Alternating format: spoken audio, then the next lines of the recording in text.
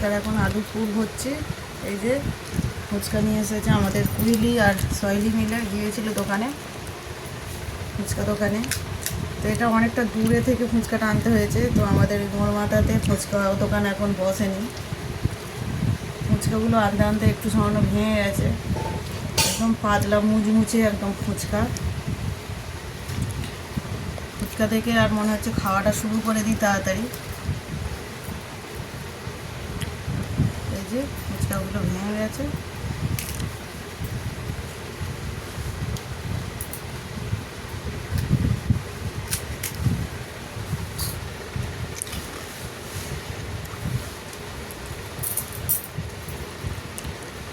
দারুণ।